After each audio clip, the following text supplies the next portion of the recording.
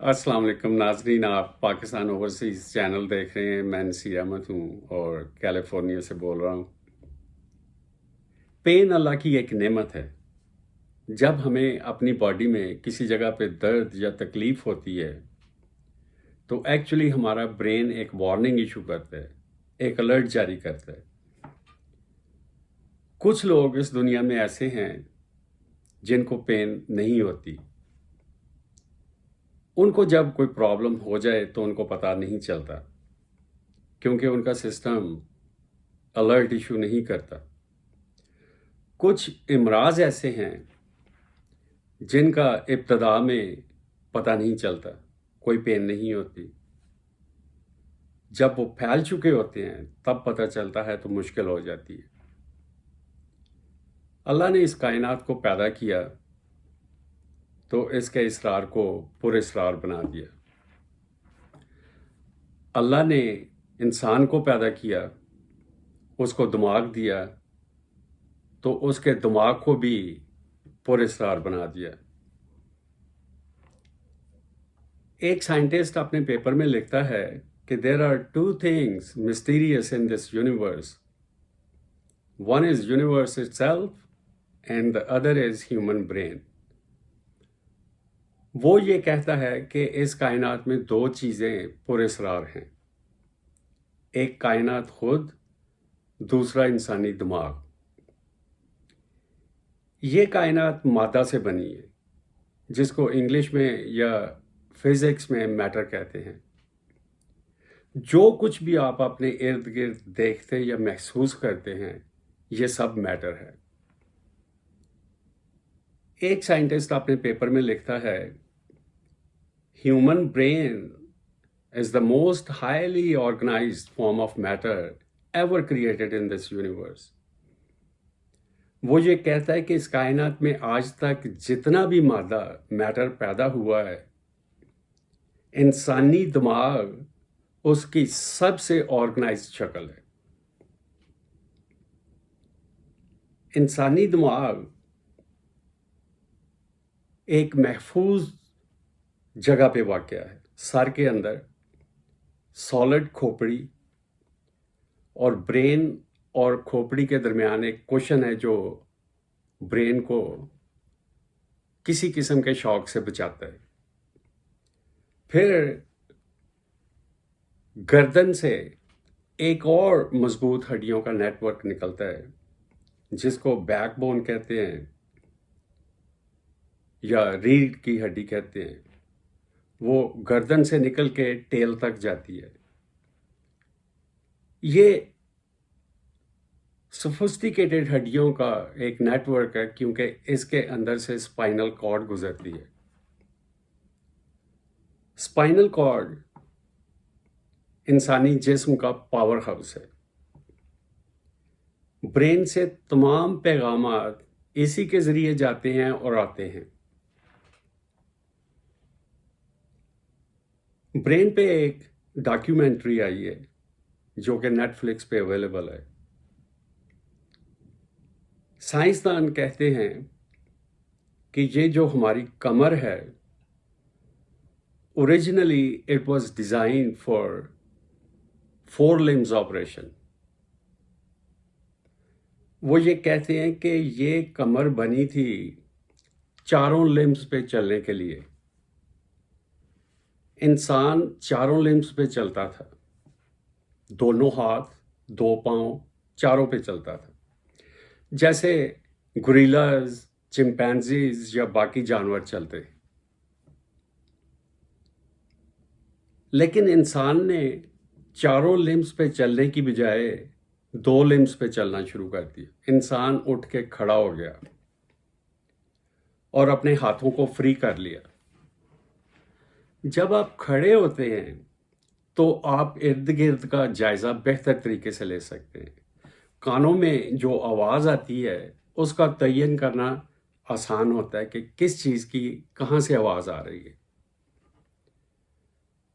Plus चारों limbs पे चलने की बजाय 2 लिम्स पे चलने से कम एनर्जी इस्तेमाल होती है। जब इंसान उठ के खड़ा हो गया तो इससे उसको बहुत फायदा पहुंचा, उसका सर्वाइवल और डिफेंस मजबूत हो गया। उसने बेहतर तरीके से अपने आप को मैनेज करना शुरू कर दिया। लेकिन जब इंसान खड़ा हो गया तो उसका पोस्चर चेंज हो गया, उसकी शक्ल बदल गई, उसका अंदाज बदल गया। जब उसका पोस्चर चेंज हो गया तो अपर बॉडी का वेट लोअर बैक पे आ गया और लोअर बैक एक प्रेशर पॉइंट बन गया। ब्रेन की अनगिनत खुसूसियात में से एक बड़ी खुसूसियत ये है कि जब कोई तब्दीली आती है ब्रेन उसे अडेप्ट कर लेता है, उसे कबूल कर लेता है। तो ब्रेन ने इस तब्दीली को कबूल कर लिया। वैसे भी वो लोग फिजिकली बहुत स्ट्रांग थे, उनकी बॉडी मस्कुलर थी। जब बॉडी मस्कुलर होती है तो मसल्स आपको अपराइट रहने में मदद करते हैं। जो लोग सबसे पहले उठ के खड़े हो गए उनको होमो इरेक्टस कहते हैं। होमो लैटिन का वर्ड है जिसका मतलब है ह्यूमंस। होमो इरेक्टस पहली स्पीशीज थी जो उठ के खड़ी हो गई। ब्रेन ने इसे कबूल तो कर लिया लेकिन लोअर बैक में प्रेशर पॉइंट्स भी हकीकत बन गए। हम अगर गलत तरीके से मुड़ जाएं या कोई वेट एहतियात के बगैर उठा लें तो कमर में दर्द शुरू हो जाता है। कमर का दर्द पूरी दुनिया में पाया जाता है, यह एक कॉमन पेन है। इसकी वजूहत कुछ भी हो सकती हैं। समटाइम्स लोअर बैक में नर्व पिंच कर जाती है, नर्व की वजह से होने वाला दर्द शदीद होता है, टांग में भी चला जाता है। कैफियत कभी ऐसी हो जाती है कि आप खड़े हों, बैठे हों या लेटे हों, दर्द जारी रहता है, हत्ता कि सोने में दुश्वारी होती है। जब इस तरह की नौबत हो तो डॉक्टर आपसे कहता है कि फीटस पोजीशन में सोने की कोशिश करें। फीटस पोजीशन में आने से आपको रिलीफ मिलता है। माँ के पेट में बच्चे की जो पोजीशन होती है उसे फीटस पोजीशन कहते हैं। ये कमर के दर्द को ट्रीट करने के लिए डॉक्टर्स अमूमन दो तरीके इस्तेमाल करते हैं, एक मेडिकेशन, दूसरा एक्सरसाइज। मेडिकेशंस में वो ऐसी ड्रग्स देते हैं जो इन्फ्लेमेशन को कम करती है, जो सूजन हो जाती है नर्व के इर्द गिर्द वो उसको कम करती है। जब आप वो मेडिसिन इस्तेमाल करते रहते हैं तो आहिस्ता आहिस्ता आपको आराम आना शुरू हो जाता है। अगर पेन शदीद हो तो डॉक्टर आपको पेन किलर्स भी दे देते हैं, लेकिन अमूमन डॉक्टर्स पेन किलर्स देना पसंद नहीं करते क्योंकि पेन किलर्स में नारकोटिक इफ़ेक्ट्स होते हैं। वो इस्तेमाल करने से उनकी आदत हो जाती है, उनको कहते हैं कि ये हैबिट फॉर्मिंग है। तो डॉक्टर पेन किलर्स देना प्रिफर नहीं करते, वो आपको मेडिसिन्स देते हैं जैसे आइब्यूप्रोफेन या इस तरह की कुछ मेडिसिन्स हैं जो इन्फ्लेमेशन कम करती हैं, सूजन को कम करती हैं। जब हमें एक साइड पे पेन होती है तो हम वो साइड इस्तेमाल करनी बंद या कम कर देते हैं। जब हम पेन किलर लेते हैं, पेन किलर ट्रीटमेंट नहीं है, ये सिर्फ क्वालिटी ऑफ लाइफ को इम्प्रूव करने के लिए है। लेकिन समटाइम्स जब हम पेन किलर लेते हैं तो चूंकि वो उसकी ड्रग सिस्टम को नम कर देती है, सुन कर देती है, तो दर्द का एहसास जाता रहता है। जब दर्द महसूस नहीं होती तो हम गैर इरादी तौर पे नॉर्मल चलना फिरना शुरू कर देते हैं, मूव करना शुरू कर देते हैं। वो नॉर्मल चलने या मूव करने से समटाइम्स वो प्रेशर पॉइंट्स रिलीज हो जाते हैं, आपको ऐसे लगता है कि आराम आना शुरू हो गया। तो इस सूरत में वो पेन किलर ट्रीटमेंट बन जाता है, एक्चुअली वो है नहीं। दूसरा तरीका है इसका एक्सरसाइज। आप फिजियोथेरेपिस्ट के पास जाते हैं, वो आपसे मखसूस किस्म की एक्सरसाइज करवाता है उन प्रेशर पॉइंट्स को रिलीज करने के लिए। तो आप कुछ अर्सा मुसलसल वो एक्सरसाइज करते रहते हैं, तो आहिस्ता आहिस्ता आपको फ़र्क महसूस होना शुरू हो जाता है। मैं भी इस प्रॉब्लम से गुजरा हूँ। मुझे उन्होंने बताई थी एक एक्सरसाइज, मैं आपको बताना चाह रहा हूँ। इस एक्सरसाइज का कोई साइड इफ़ेक्ट नहीं है, और ये एक्सरसाइज आपने 1 घंटा आधा घंटा नहीं करनी, सिर्फ 5-6 मिनट करनी है।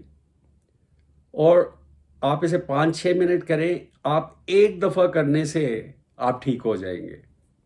अगर आप मुकम्मल तौर पे ठीक ना भी हुए तो आपको इसका खातर खा फ़र्क महसूस होगा।